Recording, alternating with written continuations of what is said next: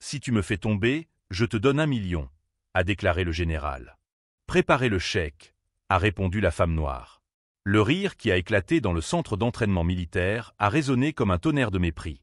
Le général Richard Blackstone, 3 étoiles sur la poitrine et des décennies de suprématie militaire derrière lui, venait d'entendre la proposition la plus absurde de sa carrière. Vous voulez m'affronter au combat? La voix du général dégoulinait de venin, tandis que ses yeux parcouraient Maya de haut en bas.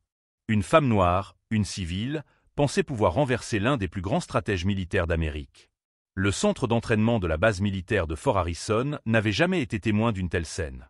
Des officiers de haut rang se sont positionnés autour du tatami principal, certains chuchotant entre eux, d'autres observant en silence l'audace de cette intruse, qui avait réussi à déjouer toute la sécurité pour arriver jusqu'ici.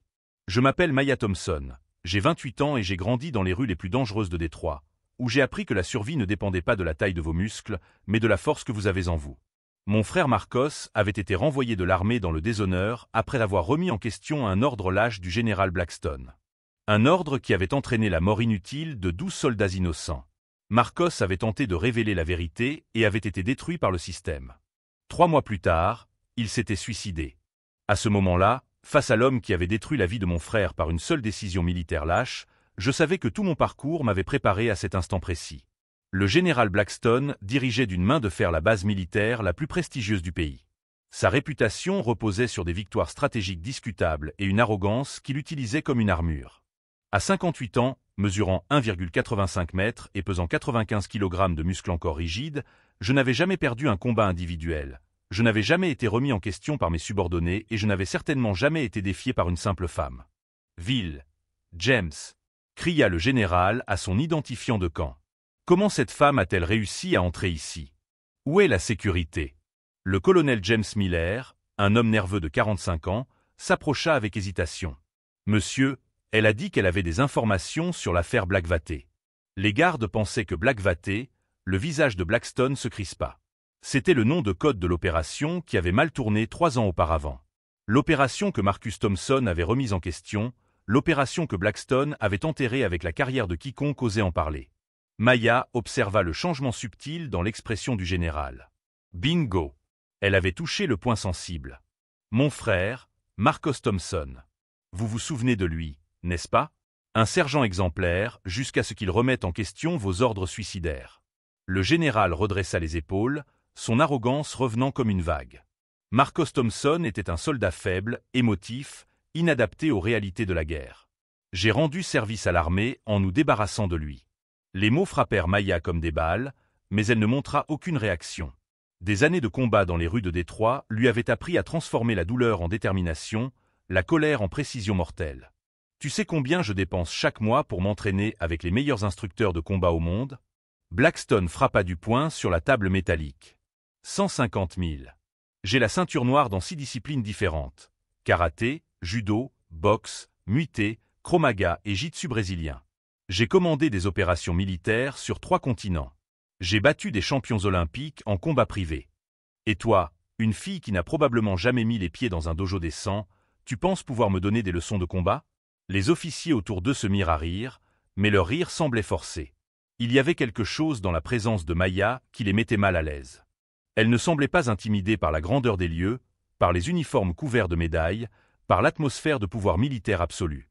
Maya resta immobile, les yeux fixés sur ceux du général. Il n'y avait ni peur ni hésitation, seulement une froide détermination qui fit courir un frisson étrange le long du dos de Blackstone.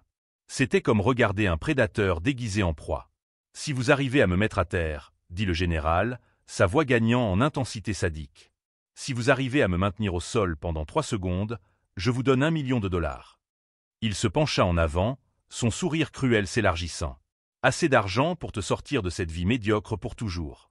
Mais quand tu échoueras, comme tu échoueras forcément, je veux que tu quittes cet endroit en connaissant ta place dans le monde.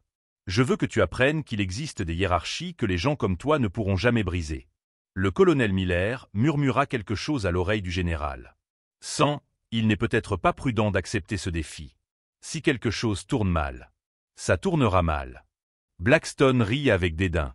James, regarde-la. C'est une femme de 60 kg contre un vétéran de guerre de 95 kg. Ce n'est pas un combat, c'est une leçon d'humilité. Les autres officiers présents rirent plus fort, alimentant l'atmosphère d'humiliation que le général aimait en créer. Pour eux, ce n'était qu'une nouvelle démonstration du pouvoir absolu de Blackstone sur quiconque osait le défier. Maya fit un pas en avant, sa voix tranchant l'air comme une lame affûtée. « Préparez le chèque. » Le silence qui suivit fut lourd, presque étouffant. Pendant un instant, juste un instant, le général Richard Blackstone ressentit quelque chose qu'il n'avait pas ressenti depuis des décennies, l'incertitude. Il y avait quelque chose dans les yeux de cette femme, une confiance qui n'avait aucun sens, un calme qui défiait toute logique, mais il repoussa rapidement ce sentiment. C'était impossible. Cette femme n'était qu'une rêveuse qui allait bientôt apprendre une leçon brutale sur la réalité et le pouvoir.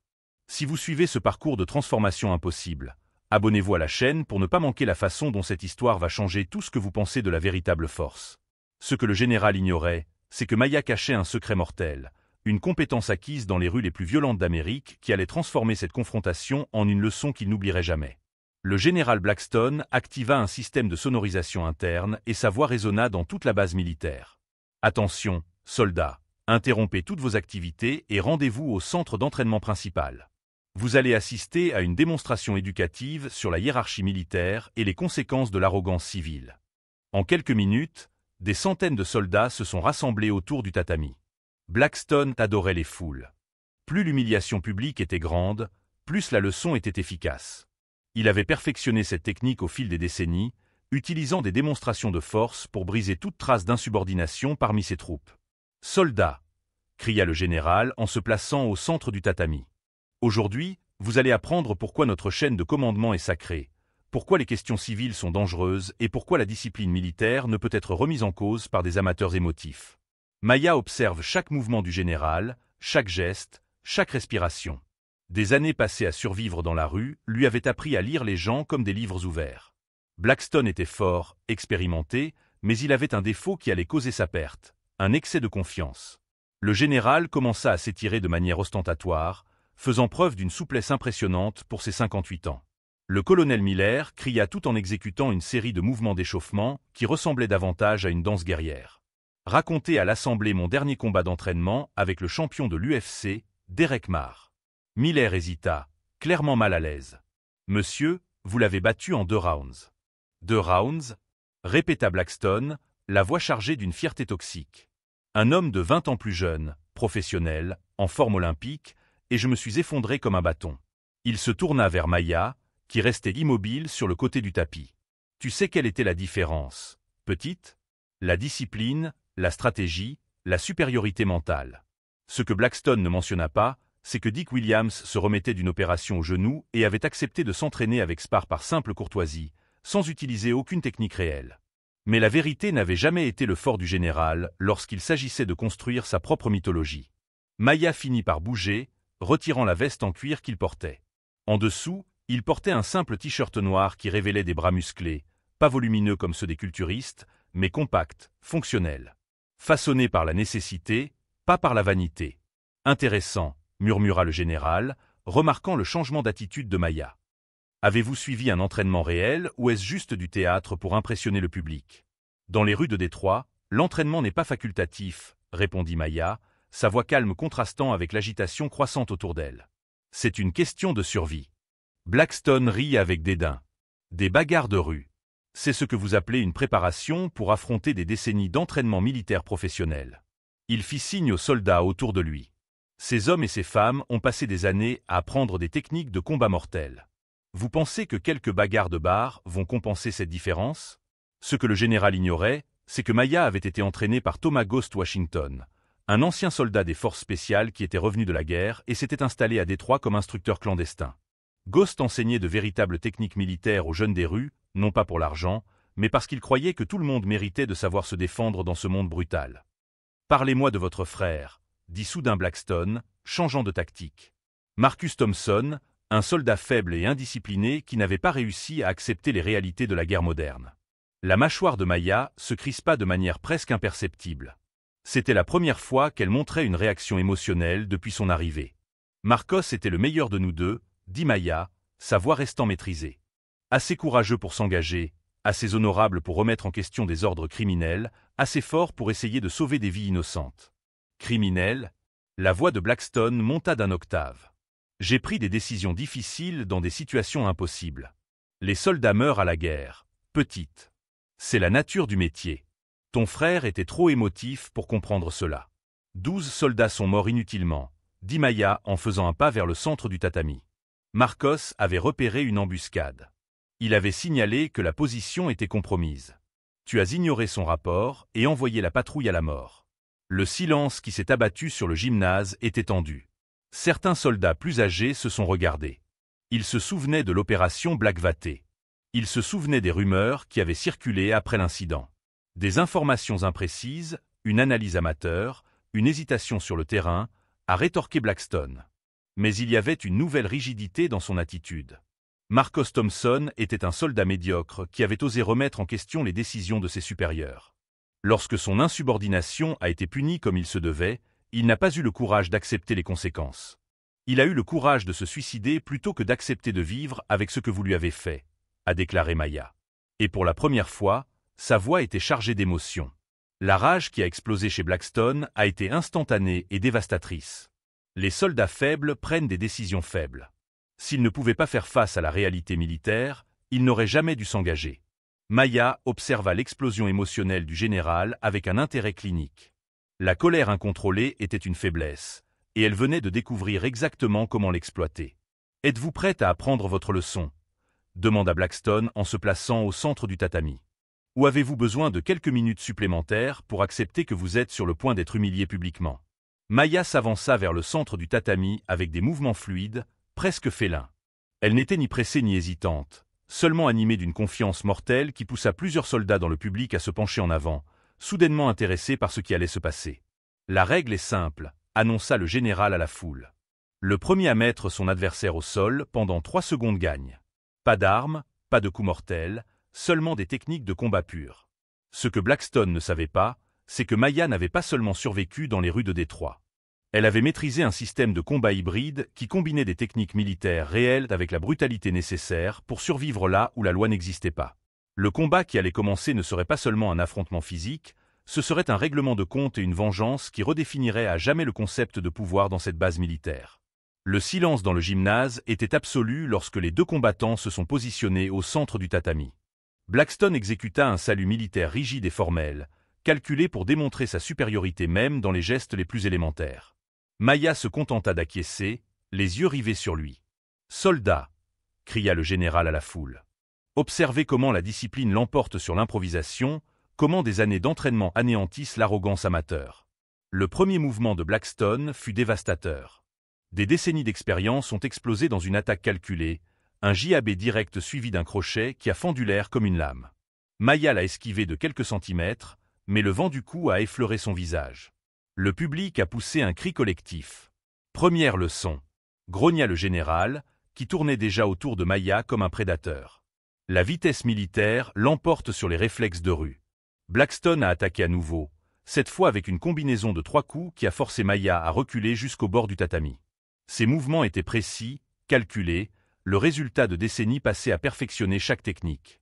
Le 4e coup a atteint sa cible, un direct à l'épaule qui a fait vaciller Maya. Les soldats ont commencé à applaudir. C'était exactement ce qu'ils espéraient voir. Leur commandant démontrait sa suprématie absolue sur une civile arrogante. « Vous devriez vous rendre tant que vous pouvez encore marcher », murmura Blackstone en plaquant Maya contre le bord du tapis. « Ça ne va faire que pire. » Mais quelque chose n'allait pas. Ma avait encaissé un coup solide et souriait. Ce n'était pas une grimace de douleur dissimulée, mais un sourire sincère, presque reconnaissant. « Merci », dit-elle simplement. Blackstone fronça les sourcils. « Merci pourquoi ? Pour m'avoir montré comment tu te bats. » La réponse glaça le sang du général. Il y avait quelque chose dans la voix de Maya, une confiance qui n'avait aucun sens pour quelqu'un qui venait de se faire tabasser. C'était comme si elle ne faisait que recueillir des informations, étudier, apprendre. Le 2e round commença avec Blackstone plus agressif. Il lança une série de coups qui auraient démoli la plupart de ses adversaires, des combinaisons de boxe suivies de coups de pied mutés. Maya dansa autour des attaques, les esquivant avec des mouvements minimaux, économiques, précis. « Arrête de courir !» cria le général, son souffle commençant déjà à s'alourdir. « Batte-toi comme un homme. »« Je ne suis pas un homme », répondit Maya avant de contre-attaquer pour la première fois. C'était un mouvement qu'aucun des soldats présents n'avait jamais vu auparavant. Maya glissa sous un crochet du général et appliqua une technique qui semblait être un mélange impossible de capoeira, de jujitsu et de quelque chose de complètement indéfinissable. Blackstone se retrouva à terre, désorienté, avant de réussir à rouler et à se relever rapidement. Chance du débutant, marmonna-t-il, mais sa voix avait perdu une partie de sa conviction initiale. La vérité était que Ma avait été entraîné par Ghost Washington dans le système qu'il appelait le combat de survie urbaine, un mélange mortel de techniques militaires officielles et d'adaptations créées dans les rues les plus violentes du pays. Ce n'était pas joli, cela ne suivait pas les règles du sport, mais c'était d'une efficacité redoutable. Blackstone chargea à nouveau, profitant cette fois de son avantage en poids et en allonge. Il réussit à attraper Maya dans une prise qui aurait dû mettre fin au combat. Son expérience du jujitsu entra en action. Position dominante, contrôle total, pression croissante. C'est fini, dit-il en serrant davantage la prise. Tu te bats bien pour une amateur, mais tu n'as pas la force nécessaire pour t'échapper d'ici. Maya ferma les yeux un instant. Dans son esprit, la voix de Ghost résonna. C'est quand ils pensent te contrôler qu'ils sont les plus vulnérables. La force n'est pas une question de muscles, Maya. La force, c'est trouver l'angle qu'ils ne voient pas. Ce qui s'est passé dans les 3 secondes qui ont suivi a plongé toute la salle dans un silence absolu. Maya n'a pas essayé d'utiliser la force brute contre la prise. Au lieu de cela, elle a profité du poids de Blackstone contre lui, utilisant une technique d'évasion qui a transformé la position dominante du général en piège.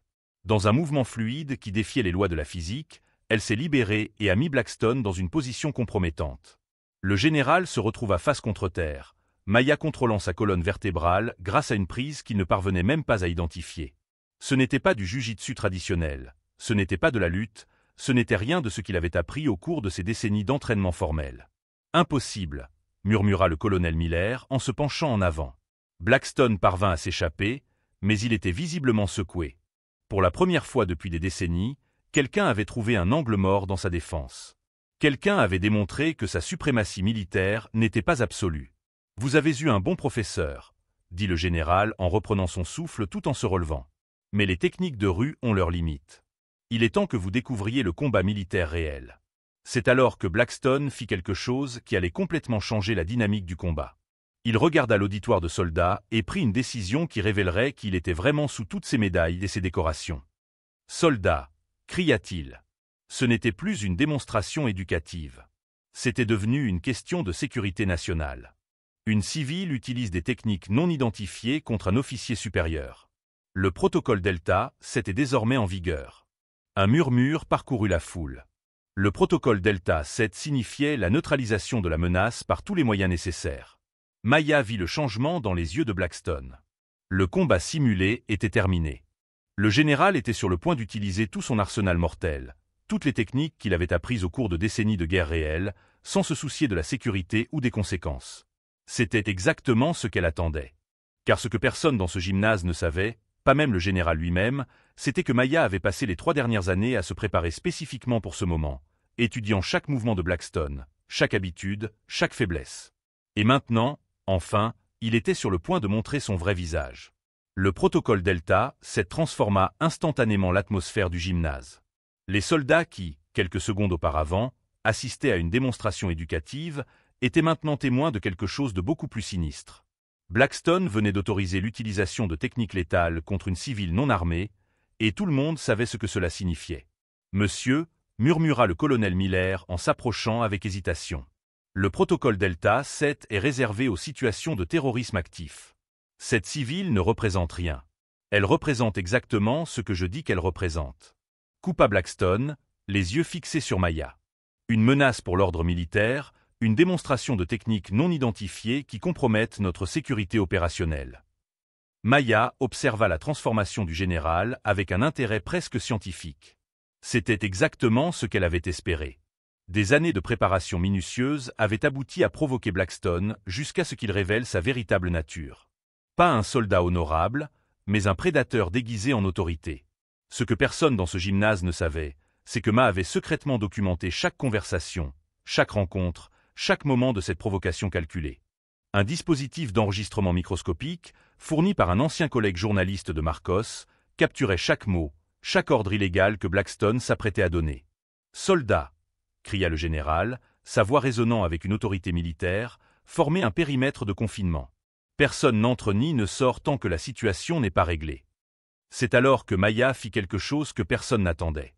Elle s'assit au centre du tatami, croisa les jambes et ferma les yeux. « Qu'est-ce que tu fais, bon sang » rugit Blackstone. « Je me prépare » répondit Maya calmement, sans ouvrir les yeux.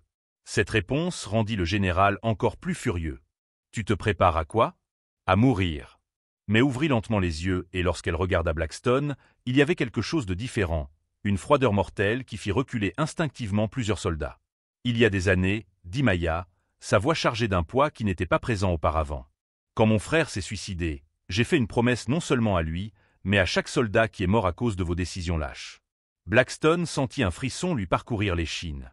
Il y avait quelque chose dans le changement de tome de Maya qui le mettait profondément mal à l'aise. « J'ai passé 1095 jours à me préparer pour ce moment, » continua Maya en se levant lentement, étudiant chacun de ses mouvements, chacun de ses comportements, chacune des faiblesses psychologiques qu'il cachait derrière son uniforme. Le général rit, mais son rire sonna faux. « Vous m'avez étudié, petite ? Je suis un livre fermé pour les gens comme vous. »« Les gens comme quoi ?» Maya inclina la tête. « Vous faites référence aux gens qui savent que le champion de l'UFC que vous avez battu se remettait d'une opération au genou ? Les gens qui savent que votre médaille pour bravoure vous a été décernée pour une opération que vous n'avez pas dirigée personnellement. Des gens qui savent que 12 millions de dollars ont été détournés du fonds des anciens combattants. » Le silence qui s'est abattu sur le gymnase était assourdissant. Blackstone a pâli de manière visible. « Vous inventez des calomnies, » a-t-il dit, mais sa voix avait perdu toute sa force. Maya a souri, et ce sourire a glacé le sang de toutes les personnes présentes. « Thomas Washington m'a appris plus que le combat, général. Il m'a enseigné l'investigation militaire. Il m'a appris à découvrir la vérité derrière les mensonges officiels. Ghost. » Blackstone connaissait ce nom. Thomas Ghost Washington avait été l'un des meilleurs enquêteurs militaires avant d'être renvoyé dans des circonstances mystérieuses.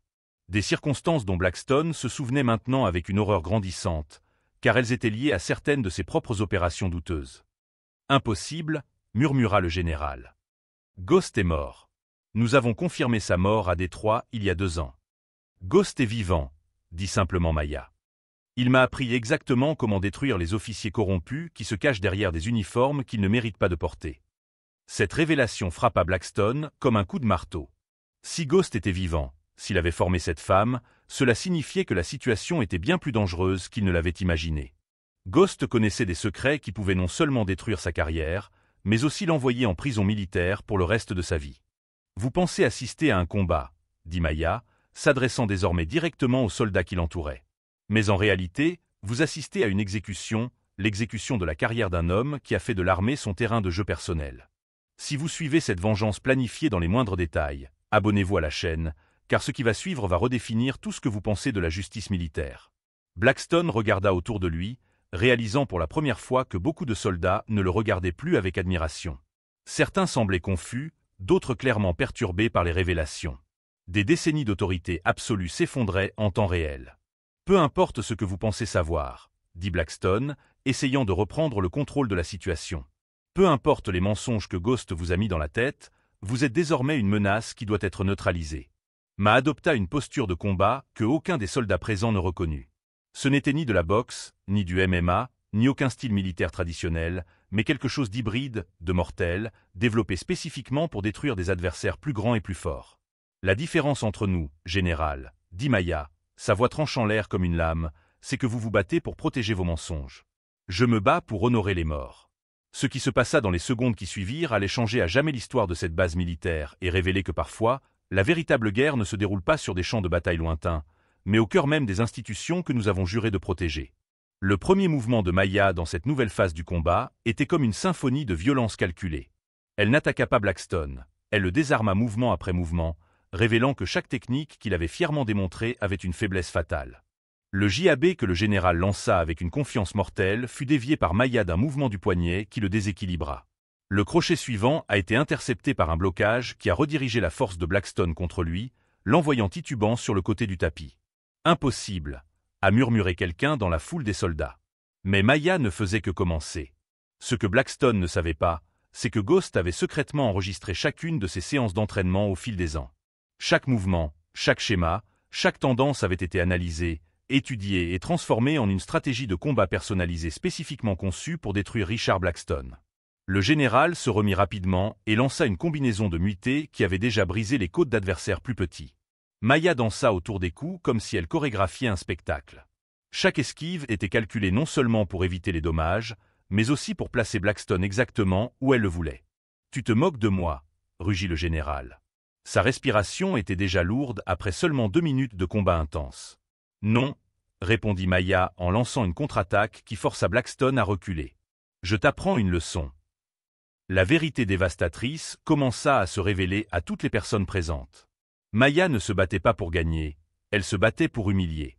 Chaque mouvement démontrait qu'elle aurait pu mettre fin au combat à tout moment, mais qu'elle choisissait de prolonger l'agonie du général. Blackstone a attaqué avec sa technique de jiu-jitsu la plus fiable, une prise de jambe qui avait déjà fonctionné contre des champions professionnels. Maya ne s'est pas contentée de se défendre, elle a transformé cette tentative en une démonstration de l'incompétence croissante du général. Utilisant son propre élan, elle l'envoya au sol avec une force qui fit trembler le tatami. « Levez-vous » dit Maya calmement, tandis que Blackstone luttait pour reprendre son souffle. « Vos soldats ont besoin de voir de quoi leur commandant est réellement capable. » L'humiliation publique fonctionnait exactement comme elle l'avait prévu. Les soldats qui avaient vénéré Blackstone comme un dieu de la guerre le voyaient maintenant lutter pour rester debout face à une femme civile. Le mythe de son invincibilité était en train d'être détruit en temps réel. C'est alors que survint le premier revirement dévastateur. Maya cessa de se battre. Elle s'arrêta simplement, recula de 3 pas et leva les mains. « Que faites-vous » cria Blackstone, déconcerté par ce changement soudain. Maya sourit, et ce sourire glaça le sang de toutes les personnes présentes. « Général, vous avez dit qu'il s'agissait d'une question de sécurité nationale, n'est-ce pas ? Oui, et c'est exactement le cas. Alors, cela ne vous dérange pas que cette démonstration soit retransmise en direct au Pentagone. » Le silence qui suivit fut absolu. Blackstone pâlit visiblement. « Mensonge » murmura-t-il. Maya toucha discrètement un petit appareil à son oreille. « Général Morrison ?»« Oui, monsieur. Le général Blackstone vient d'autoriser l'usage de la force létale contre un civil non armé, conformément au plan. » Le deuxième rebondissement fut encore plus dévastateur. Une voix familière résonna dans les haut-parleurs que Maya avait piratés à distance avant le combat. « Richard, ici le général Morrison du Pentagone. Cette opération a été autorisée par le haut commandement. L'enquête sur vos activités illégales est en cours depuis 6 mois. La chance. Thompson est notre infiltré. » Le monde de Blackstone s'écroula instantanément. Maya n'était pas une civile en quête de vengeance. C'était une agent militaire spéciale. Entraînée par Ghost Washington lui-même, sous les ordres directs du Pentagone. Toute la situation avait été un piège méticuleusement planifié pour faire incriminer Blackstone publiquement. « Non » murmura Blackstone en titubant en arrière. « Ce n'est pas possible. »« Opération Justice de Marcos » annonça Maya, sa voix désormais empreinte d'autorité militaire officielle. 6 mois d'enquête secrète sur la corruption, le détournement de fonds militaires et la négligence criminelle ayant entraîné la mort de soldats. Les soldats autour de Blackstone commencèrent à s'éloigner, réalisant qu'ils venaient d'assister non seulement à un combat, mais à la chute d'un commandant corrompu. Mais Maya n'avait pas encore fini. Le troisième et dernier rebondissement fut le plus brutal de tous. « Général Blackstone » dit Maya, adoptant une posture militaire formelle, au nom du haut commandement des forces armées des États-Unis, vous êtes en état d'arrestation pour trahison, corruption, négligence criminelle et assassinat de 12 soldats américains lors de l'opération Blackwater. Blackstone tenta de s'enfuir. C'est alors que Maya démontra pourquoi elle avait été choisie pour cette mission. En 3 mouvements fluides combinant tout ce que Ghost lui avait enseigné, elle renversa le général avec une force qui résonna dans tout le gymnase. Son dos heurta le sol avec un bruit qui ressemblait à un coup de tonnerre. 2, 3, compta Maya à voix haute. Le $1 million avait été gagné, mais l'argent n'avait jamais été le véritable objectif. « Soldats !» cria Maya, sa voix résonnant avec une autorité absolue. Vous venez d'assister à la chute d'un traître, d'un homme qui a transformé l'honneur militaire en monnaie d'échange pour assouvir sa propre cupidité. Blackstone gisait sur le sol, détruit non seulement physiquement, mais aussi moralement, professionnellement, complètement. Des décennies passées à se construire une fausse réputation avaient été réduites à néant en 15 minutes de vérité.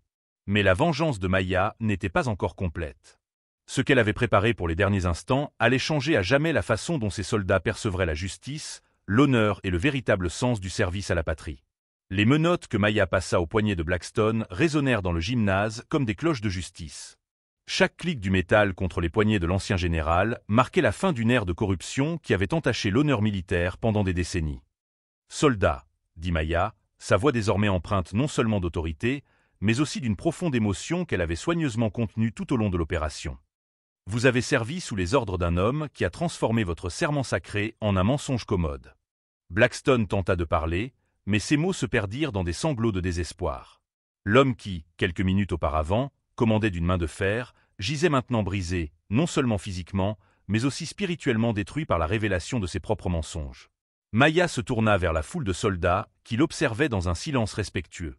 Mon frère Marcos Thompson est mort en croyant qu'il avait échoué en tant que soldat. Il a passé ses derniers jours à penser qu'il était faible, inadéquat, indigne de l'uniforme qu'il portait avec fierté. Des larmes commencèrent à couler sur le visage de Maya. Les premières larmes qu'elle avait laissé couler depuis le début de ce voyage de 3 ans. La vérité, c'est que Marcos était le meilleur d'entre nous, assez courageux pour remettre en question des ordres criminels alors que tous les autres restaient silencieux, assez fort pour préférer la mort à une vie de mensonge. Le colonel Miller s'approcha avec hésitation, retirant son chapeau militaire en signe de respect. « Mademoiselle Thompson, nous ne savions pas. Si nous avions été au courant de l'opération Blackwater. »« Vous le saviez, » l'interrompit Maya, mais sa voix ne portait aucune accusation, seulement une profonde tristesse. « Vous saviez tous que quelque chose n'allait pas. Les soldats ne meurent pas inutilement, sans signe, sans rumeur, sans doute. » Le silence qui s'est répandu dans le gymnase était celui de la reconnaissance collective de la culpabilité.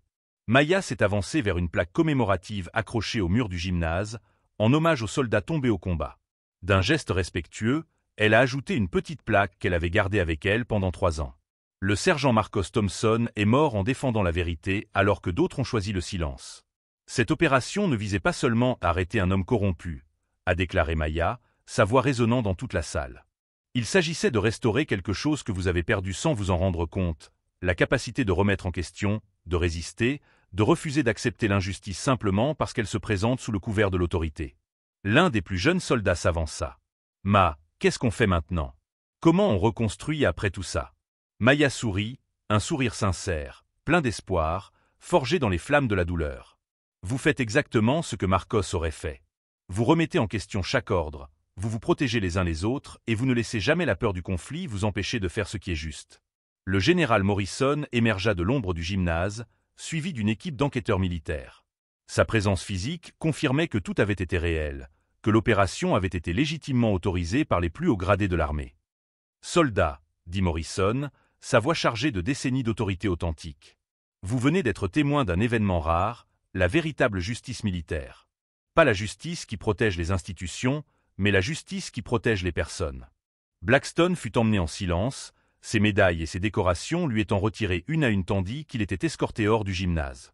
Des décennies de fausse gloire s'effondraient en temps réel. Maya resta au centre du tatami, observant les soldats autour d'elle. Certains pleuraient, d'autres semblaient perdus, beaucoup affichaient un mélange complexe de soulagement et de honte. « Il y a une dernière chose que je dois dire, » a annoncé Maya, sa voix coupant le murmure qui avait commencé à se répandre. L'argent du général Blackstone, le $1 million qu'il a promis, sera intégralement reversé à un fonds que nous sommes en train de créer. Un fonds pour les familles des soldats qui ont osé remettre en question des ordres illégaux et ont subi des représailles. Cette révélation finale frappa tous les présents comme une vague d'émotions pures. Mais avait sacrifié 3 ans de sa vie, s'était soumis à un entraînement militaire brutal, avait tout risqué, non pas pour l'argent, ni pour la gloire, mais pour quelque chose de bien plus précieux. La justice pour ceux qui ne pouvaient plus se battre eux-mêmes. Marcos Thompson n'est pas mort en vain, a déclaré Maya, sa voix désormais empreinte d'une force qui transcendait toute autorité militaire. Il est mort en semant une graine de résistance qui a germé en secret pendant 3 ans. Aujourd'hui, cette graine a enfin fleuri. Les applaudissements ont d'abord été timides, puis ils se sont amplifiés pour finir en une ovation qui a duré plusieurs minutes. Ce n'était pas un applaudissement pour Ma en particulier, mais pour l'idée que la vérité était encore possible, que la justice pouvait encore triompher, que des soldats individuels pouvaient encore faire la différence. 6 mois plus tard, la base militaire de Harrison, autrefois si forte, était devenue un modèle de transparence et de responsabilité militaire. Les soldats qui avaient été témoins de la chute de Blackstone sont devenus des défenseurs actifs de pratiques éthiques, remettant en question les ordres lorsque cela était nécessaire et protégeant leurs collègues contre des représailles injustes. Maya Thompson est retournée à la vie civile, mais son impact est resté. Le fonds Marcos Thompson a dépassé toutes les attentes, soutenant des dizaines de familles de militaires victimes de persécutions pour avoir fait ce qui était juste. Et dans les nuits silencieuses, lorsque Maya marchait dans les rues de Détroit, là où tout avait commencé, elle était convaincue que Marcos reposait enfin en paix, non seulement parce que sa mort avait été vengée, mais aussi parce que son courage avait inspiré une transformation qui se poursuivrait pendant des générations. Parfois, la véritable victoire ne consiste pas à renverser ceux qui abusent du pouvoir, mais à semer les graines du courage qui continuent de pousser longtemps après la fin des combats individuels. Marcos Thompson avait semé ces graines avec sa vie. Maya les avait arrosées avec des années de détermination implacable, et maintenant une nouvelle génération de soldats portait ces graines plus loin, garantissant que l'honneur militaire ne soit pas seulement une belle phrase dans les manuels, mais une réalité vécue chaque jour, à chaque décision, à chaque instant où quelqu'un choisit de faire ce qui est juste plutôt que ce qui est facile. Si ce parcours vers la justice et la transformation vous a touché, abonnez-vous à la chaîne pour découvrir d'autres histoires qui prouvent qu'une personne déterminée peut changer le monde entier. Car en fin de compte, la plus grande leçon que Maya Thompson nous a enseignée n'était pas sur le combat ou la vengeance, mais sur quelque chose de bien plus puissant. Lorsque nous nous battons pour la mémoire de ceux que nous aimons, lorsque nous transformons notre douleur en détermination, lorsque nous refusons d'accepter l'injustice comme inévitable, nous pouvons déplacer des montagnes, renverser des tyrans et planter des jardins d'espoir là où il n'y avait auparavant qu'un désert de désespoir.